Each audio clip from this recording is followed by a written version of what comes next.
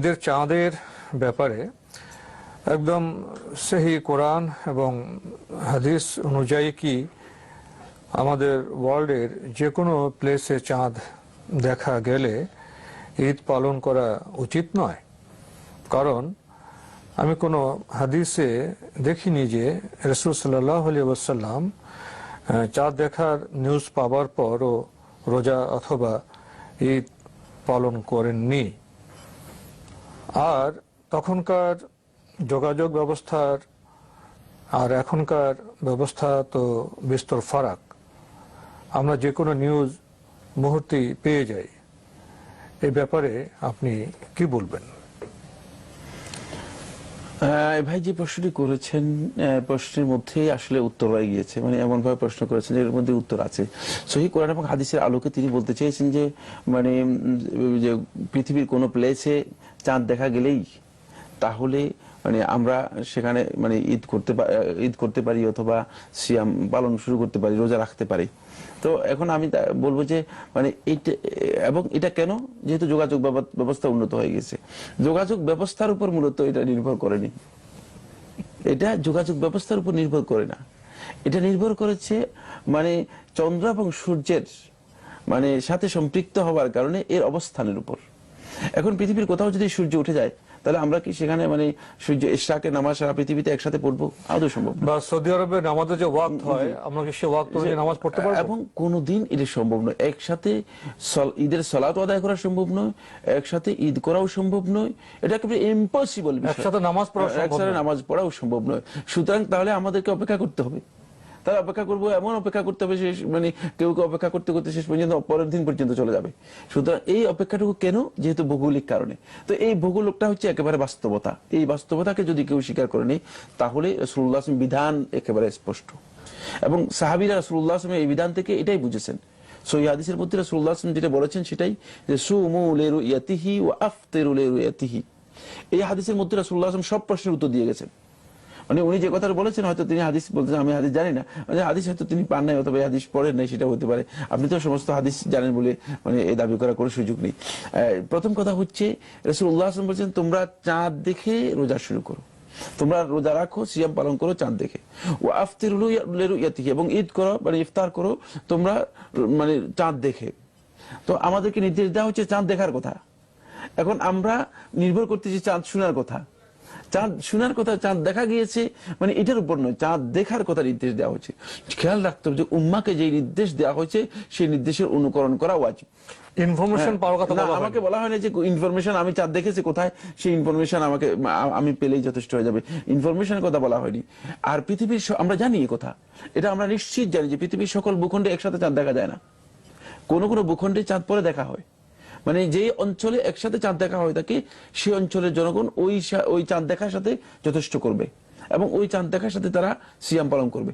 যে অঞ্চলের জনগণ একসাথে চাঁদ দেখে না, পরবর্তীতে চাঁদ দেখে, তারা চাঁদ দেখার জন্য অপেক্ষা করবে। যেহেতু এটাও মূলত আজকের টেকনোলজির মাধ্যমে এটাও প্রমাণিত হয়ে গেছে।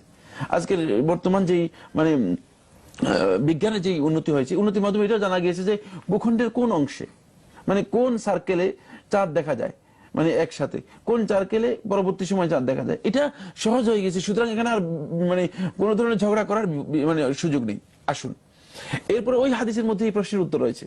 কি হাদিসটা? কি রাসূলুল্লাহ সাল্লাল্লাহু আলাইহি ওয়াসাল্লাম যে হাদিসের মধ্যে বলেন তোমরা চাঁদ দেখে রোজা শুরু করো, তোমরা চাঁদ দেখে ইফতার করো, ওই হাদিসের মধ্যে বলতেছেন ফাইন গুম্মা আলাইকুম ফাকদুরু লাহু 30 ইয়াওমা। অন্য বর্ণনার মধ্যে এসেছে ফাইন গুম্মা আলাইকুম ফাআকমিলু শাবান 30 ইয়াওমা। যদি কোনো কারণে তোমাদের উপর মেঘাচ্ছন্ন হয়ে যায় তাহলে তোমরা শাবান মাসকে 30 দিনে পূর্ণ করো। গোটা পৃথিবীতে একসাথে মেঘাচ্ছন্ন হবে? কখনো হবে না। এই প্রশ্নের মধ্যে উত্তর রয়ে গেছে, এই কথার মধ্যে রাসূলুল্লাহ সাল্লাল্লাহু আলাইহি ওয়াসাল্লাম উত্তর রয়ে গেছে যে আমাদেরকে মূলত চাঁদ দেখার জন্য নির্দেশ দেওয়া হয়েছে। কোনো কারণে যদি মেঘাচ্ছন্নতা দেখা দেয় তাহলে আমরা মানে চাঁদ না দেখার কারণে আমরা সেটা শাবান মাস পরিপূর্ণ করব 30 দিন। এটা ইসলামের বিধান। এখানে বোঝা যাচ্ছে যে গোটা পৃথিবীতে একসাথে কোথাও মেঘাচ্ছন্ন হবে না, এটা কোনোদিন কেউ স্বীকার করবে না। এটা ভূগোল কোনোদিন বলবে না যে গোটা পৃথিবীতে একসাথে মেঘাচ্ছন্ন। মেঘ হয় থাকে বিভিন্ন ভূখণ্ডে বিভিন্ন সময়। সুতরাং এই হাদিস থেকে বোঝা যাচ্ছে রাসূলুল্লাহ সাল্লাল্লাহু আলাইহি ওয়াসাল্লাম ওই ভূখণ্ডের চাঁদ দেখার সাথে নির্দিষ্ট করে দিয়েছেন, এবং সেই ভূখণ্ডে যদি কেউ চাঁদ দেখে তাহলে তিনি সিয়াম পালন করবে, আর যদি তিনি চাঁদ দেখে তার মাধ্যমে তিনি ঈদ করবে। এটাই মূলত সহিহ হাদিসের দিক নির্দেশনা। আরেকটি বিষয় এখানে আলোচনা করব, সেটা হচ্ছে এই বিধানটুকু মূলত রাসূলুল্লাহ সাল্লাল্লাহু আলাইহি ওয়াসাল্লামের সময় থেকে আরম্ভ করে, মানে আব্দুল্লাহ ইবনে আব্বাস রাদিয়াল্লাহু আনহু থেকে কুরাইব বর্ণনা করেছেন, সহিহ বুখারী হাদিসের মধ্যে রয়েছে। তিনি বলেছেন তিনি জানেন না, আসলে হাদিসের মধ্যে রয়েছে, আপনি হাদিসকে ইগনোর করেছেন কেন? সহিহ বুখারী হাদিসের মধ্যে রয়েছে, কুরাইব রাদিয়াল্লাহু তাআলা বর্ণনা করেছেন আব্দুল্লাহ ইবনে আব্বাস রাদিয়াল্লাহু তাআলা মানে চাঁদ দেখার কথা শুনেছেন এবং বলেছেন যে না, রাসূলুল্লাহ সাল্লাল্লাহু আলাইহি ওয়াসাল্লাম তিনি মানে ওই দেখাটাকে মানে সিরিয়ার দেখাটাকে তিনি যথেষ্ট মনে করেন নাই। বলেছেন যে আমরা চাঁদ দেখেছি পরে, আমরা শনিবারে চাঁদ দেখেছি, সুতরাং আমরা যেভাবে চাঁদ দেখেছি সেভাবেই আমরা ঈদ করব। এবং ইবনে আব্বাস রাদিয়াল্লাহু আনহু সিয়াম পালন করেছেন। তারপরে বলেছেন হ্যাঁ কাযা আমারানা রাসূলুল্লাহ সাল্লাল্লাহু আলাইহি ওয়াসাল্লাম, যে রাসূলুল্লাহ সাল্লাল্লাহু আলাইহি ওয়াসাল্লাম আমাদেরকে এভাবেই নীতি দিয়েছেন। মানে সিরিয়ার চাঁদ দেখে মক্কায় তারা ঈদ করেন নাই, ঈদ করেন এটা ঈদ করেন নাই। এখান থেকে বোঝা যাচ্ছে যে এটাও সহিহ বুখারী হাদিস দ্বারা সাব্যস্ত হয়েছে। সুতরাং তিনি যে বলেছেন ইনফরমেশন দিয়েছেন, সেই ইনফরমেশনটা আসলে রং ছিল। তারপরে আমি যেটা বলবো সেটা অত্যন্ত ইম্পর্টেন্ট, সেটা হলো কি মানে এই বিষয়ে তখন থেকে কিছু ইখতিলাফ থাকলেও, কিছু মতপার্থক্য থাকলেও গোটা উম্মাহ এবং উম্মার সমস্ত মুজতাহিদিন সবাই মূলত আমলের দিক থেকে একমত হয়ে গেছে। সেটা হচ্ছে মানে একবারে রাসূলুল্লাহ সাল্লাল্লাহু আলাইহি ওয়াসাল্লামের যুগ থেকে আরম্ভ করে আজকের এই যুগ পর্যন্ত মূলত এই বিষয়ে বিতর্ক ছিল না।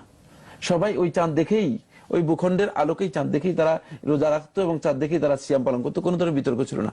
বর্তমানে একদল ভুঁইফোড় লোক, গবেষক বেরিয়ে আসছেন, যারা মনে করতেছেন না এটা নিয়ে একটা বালবালা তৈরি করি, একটা ফিতনা তৈরি করি, এটা নিয়ে কিছু মানে শোরগোল তৈরি করি। আর সেই শোরগোল তৈরি করে দেখা গেছে যে মুসলিম উম্মার মধ্যে আবার ফাটল সৃষ্টি করেছে। মুসলিম উম্মা একটা সুনির্দিষ্ট বিষয়ে যেভাবে আমল করতেছিলেন, যেখানে কোনো ধরনের বিতর্ক চলছিল না, এমনকি এই বিষয়ে কোন ধরনের মুসলমানদের দুশ্মন যারা, শত্রু যারা আছে, মানে ইসলাম বিদ্বেষী যারা আছে এবং অমুসলিম যারা আছে, তারাও কোনো প্রশ্ন উত্থাপন করেনি। কেন?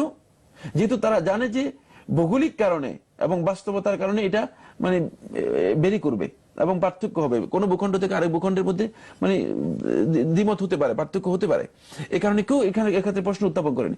কিন্তু এখন বর্তমানে গোটা মুসলিম উম্মাকে বিচ্ছিন্ন করার জন্য, মুসলিম উম্মার মধ্যে একটা বড় ধরনের বিভেদ তৈরি করার জন্য মানে একদল লোক বেরিয়ে এসে তারা মনে করতেছেন যে না, মানে এখন মানে একসাথে গোটা উম্মার মানে ঈদ পালন করবে, একসাথেই তারা মানে রোজা পালন করবে। ফলে এখানে একটা বড় ধরনের বিপর্যয় তৈরি হয়েছে। দেখা গিয়েছে যে তিনজন লোক ঈদ পালন করতেছে, আবার একদল লোক লাঠি সুরা নিয়ে তাদেরকে দৌড়াচ্ছে। অপরদিকে দেখা যায় যে আমাদের কিছু মিডিয়া গিয়ে সেখানে ছবি উঠাচ্ছে, যাতে করে এর মাধ্যমে মুসলমানদেরকে, মুসলমানদের ঈদকে, মুসলমানদের সিয়ামকে, মুসলমানদের অত্যন্ত গুরুত্বপূর্ণ ইবাদতকে যাতে করে কালাট করা যায়, মানে যাতে করে এটাকে আবার মানে বিভিন্নভাবে বিভিন্ন আঙ্গিকে ব্যাখ্যা দেওয়া যায় এবং বিভিন্ন ধরনের মানে এখানে বিভিন্ন ধরনের কালিমা লেপন করা যায়, সেই চেষ্টা হচ্ছে এবং এর মাধ্যমে মুসলিম উম্মাহ আসলে আবারও মানে একটা বড় ধরনের ক্ষতির দিকে ধাবিত হচ্ছে। আসলে বৈচিত্র্যের যে বিষয়গুলো আল্লাহ রেখে দিয়েছেন পৃথিবীতে, পৃথিবীর সব জায়গায় একসময় সূর্য ওঠে না, একসময় চন্দ্র দেখা যায় না। জি। এবং ইসলামের জীবন থেকে যে আমরা জিনিসটা পেয়েছি, এখান থেকে শিক্ষা নিয়ে আমরা বিজ্ঞানের কথা, প্রযুক্তির কথা একটা সূত্র ধরে যে বিভ্রান্ত আমরা হচ্ছি, আমরা করছি, এটা তো বোধহয় মুসলিম উম্মার ঐক্যের বদলে বড় ফাটল সৃষ্টি করেছে। এই বিষয়টি বোধহয় আমাদের উপলব্ধি করা প্রয়োজন। এখানে খুব ইম্পর্টেন্ট একটি কথা আছে, সেটা হচ্ছে মানে ঐক্য আসলে মুসলিম উম্মাহকে অনৈক্যের দিকে ঠেলে দেওয়ার জন্য করা হচ্ছে।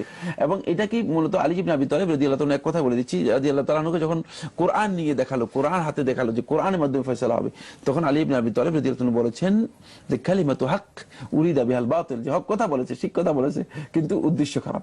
মূলত এই ঐক্যের যে কথা বলা হচ্ছে, এটা ঐক্য নয়, অনৈক্যের দিকে আহ্বান করা।